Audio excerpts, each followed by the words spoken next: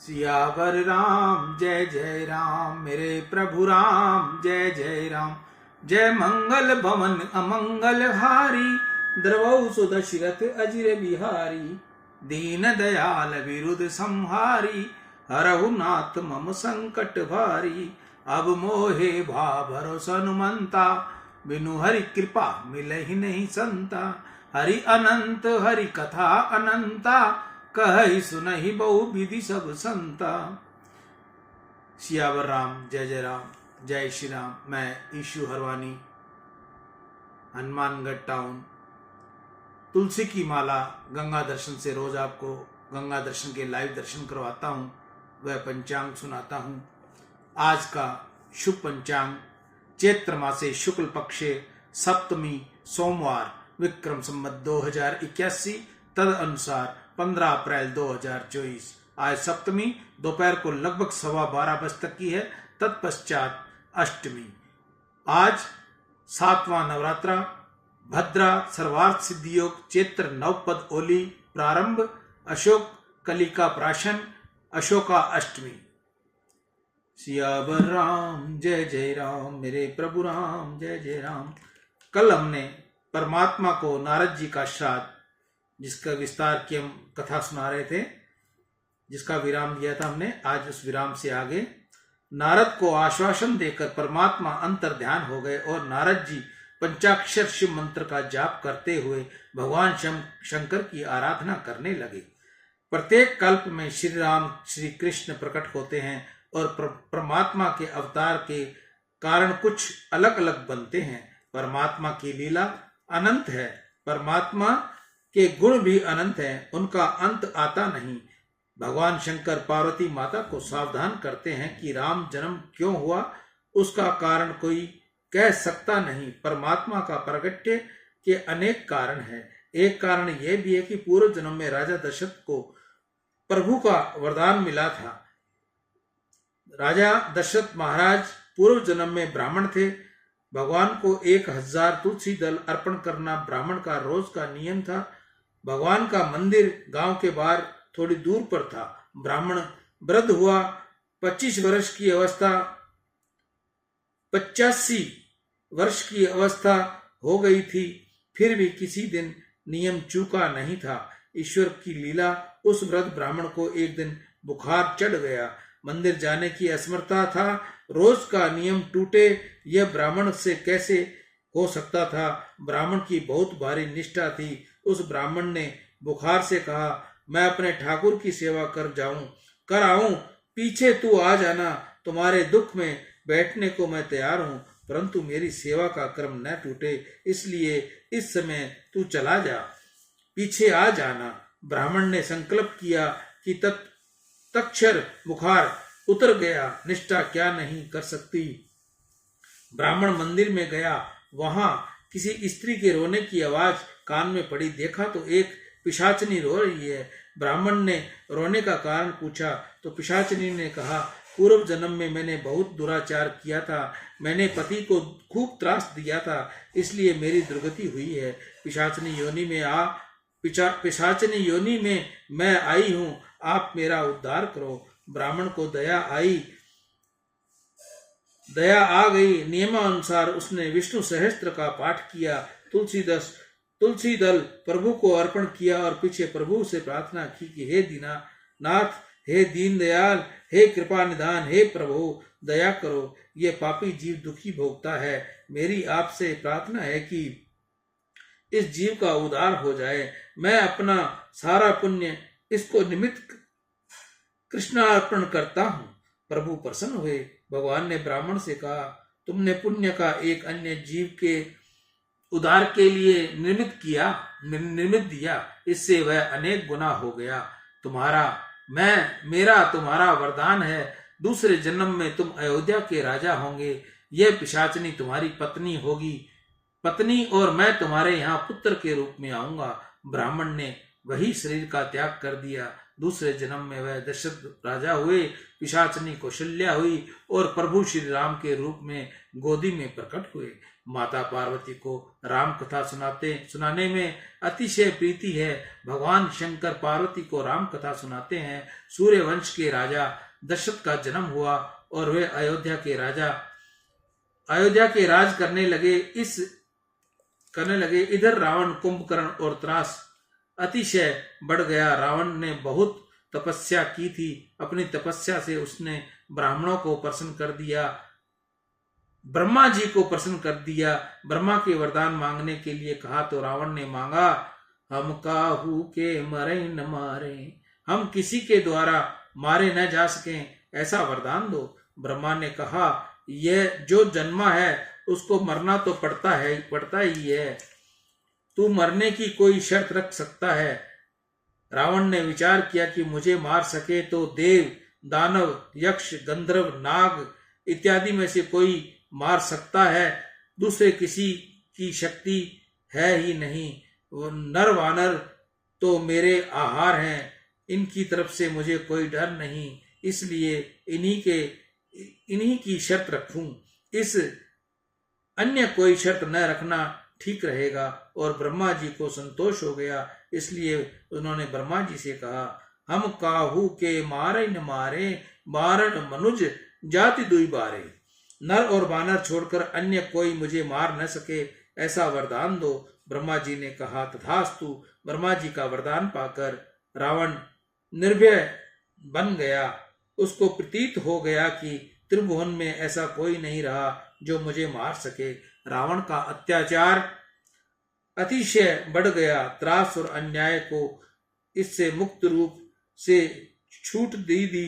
रावण का अर्थ ही है जो रुलाता है उसी को रावण कहते हैं। जाके डर सुर असुर डराई, निसिन दिन अन्न न खाई। रावण का जन्म हुआ था ब्राह्मण कुल में। रावण ने तपस्या खूब की थी, फिर भी रावण की गणना राक्षसों में हुई। राक्षस असुर किसी को कहते हैं, इसका वर्णन भगवान ने गीता में बहुत सुंदर किया है। वे सब रावण हैं।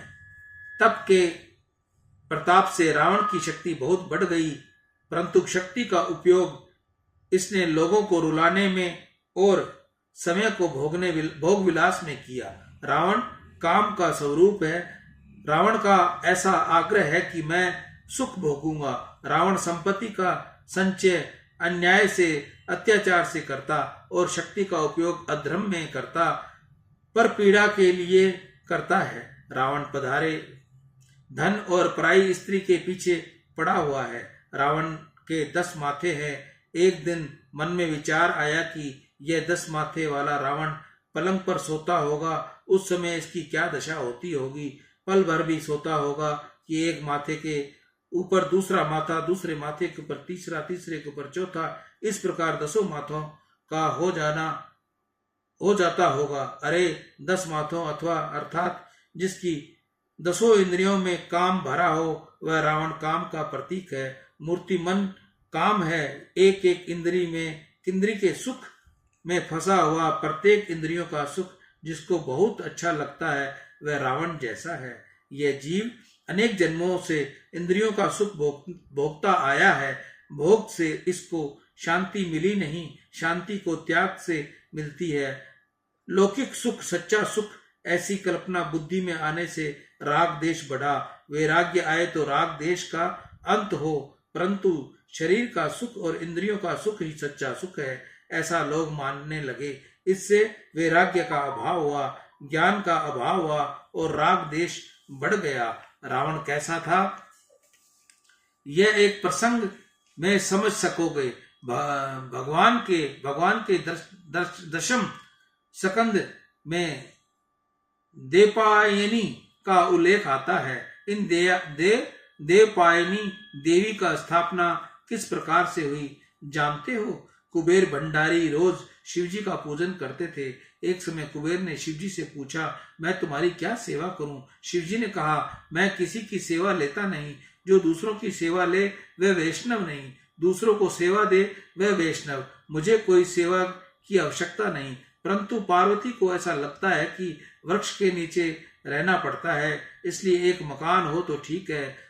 माता जी ने कुबेर को अपनी इच्छा जताई। कुबेर ने सोने का महल बनाया। महल बहुत सुंदर बना था। पार्वती ने शिव जी से कहा, चलो हम इस महल में रहना चाहिए। नए मकान में रहने से पहले वास्तु पूजन करना पड़ता है। उन्होंने वास्तु पूजा करवाने के लिए रावण को बुलाया। शिवजी यजमान और रावण पुरोहित। पूजा विधि के पश्चात पुरोहित को दक्षिणा देनी पड़ी। शिवजी ने रावण से कहा, मुझे जो दक्षिणा मांगना हो वह मांग लो। रावण ने स्वर्ण का महल ही मांग लिया। शिवजी तो अति उदार हैं, उनके जैसा उदार कोई हुआ नहीं। शिवजी ने रावण को दान में महल दे दिया। सोने की लंका हाथ में आ गई। इससे रावण की बुद्धि और बिगड़ गई। उससे शिवजी से कहा, महल तो दिया, परंतु महल में रहने वाली तो दो, यह पार्वती मुझे दो। शिवजी ने कहा, तुझे जरूरत हो तो ले जा। शिवजी ने तो रावण को पार्वती भी दे दी। रावण पार्वती के कंधे पर बैठकर ले चला। पार्वती जब पर बड़ा संकट आ पड़ा। उनको रावण के साथ जाना नहीं था, परंतु पति की आज्ञा हुई, इसलिए जाना पड़ा। उन्होंने परमात्मा का स्मरण किया। परमात्मा ब्राह्मण रूप रखकर मार्ग में आए। उन्होंने रावण से पूछा, ये किसको ले जा रहे हो रावण? रावण ने कहा, शंकर भगवान ने मुझे सोने की लंका दी और पार्वती भी दे दी है। परमात्मा ने कहा, तू कैसा भोला है, शंकर तो अवश्य तुझे पार्वती दे देंगे। ये पार्वती नहीं, पार्वती तो उन्होंने पाताल में छिपा रखी है। शिवजी ने तुझे धोखा दिया है। यह तो मुझे पार्वती की दासी देकर समझा दिया है। पार्वती के श्रीअंग में से तो कमल की दिव्य सुगंध निकलती है, इसके शरीर में से क्या ऐसी सुगंध निकल रही है? रावण शंका में पड़ गया। इतने में ही पार्वती ने शरीर में से दुर्गंध छोड़ी। रावण को विश्वास हो गया, यह पार्वती नहीं है। रावण वहीं माता को छोड़कर वहां से चला गया। प्रभु ने माता का स्थापना की। वे ही देव पायनी देवी है। जो पर धन और पर स्त्री से जी लुभाता है वही रावण है। रावण के अत्यंत अनिति कर डाली। रावण के राज्य में बड़े खल बहु चोर जुआरा, जे लपटे पर धन पर दारा। माँ नहीं मात पिता नहीं देवा, साध ईसन करवाई सेवा। सब त्राही त्राही पुकारने लगे। रावण ने देवताओं और ऋषियों को भी अतिशय त्रास दिया। देवता भी बहुत दुखी हो गए। देवताओं ने परमात्मा की प्रार्थना की कि पृथ्वी के ऊपर भार बहुत बढ़ गया है, धर्म निर्मूल हो कर बैठा है, आप कृपा करके अब अवतार धारण करो। प्रभु ने देवताओं का वरदान दिया, असनह सहित मनुज अवतारा, ले हो दिन कर बंश उदारा। हरे हो सकल भूमि गरुआई, निर्भय हो देव समुदाई। मुझे अब सूर्य वंश में प्रकट होना है। मैं अनेक प्रकार की लीला करूंगा और पृथ्वी का भार उतारूंगा, तुम चिंता न करो। भगवान ने इस वरदान से देवता अतिशय हर्ष को प्राप्त हुए। पीछे तो ब्रह्मा जी की आज्ञा से देवताओं ने महाबलवान वानरों का रूप धारण किया और नारद जी के शाप को सत्य करने के लिए भगवान अवतार धारण करे और हम उनके सहायक हों, ऐसा सोचकर पृथ्वी के ऊपर जहां तहां रहने को चले गए। परमात्मा सूर्य वंश में प्रकट हो गए।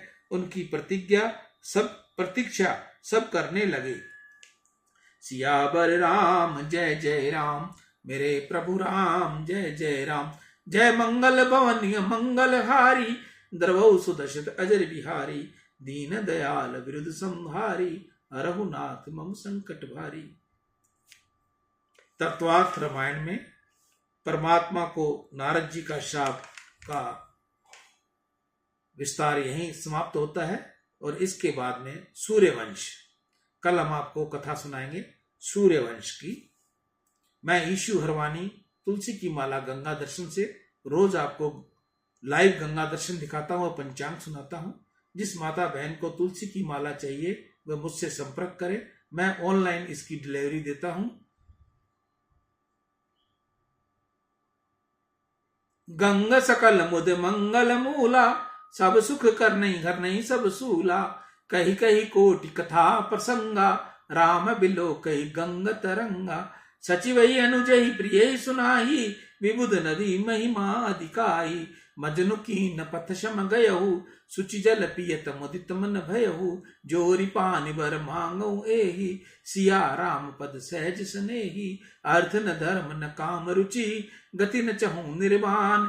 जन्म जन्म रति राम पद, यह वरदान नान। सीता राम चरण रति मोरे, अनुदिन बढ़हु अनुग्रह तोरे। बोलिए गंगा मैया की जय, सियावर रामचंद्र की जय। राम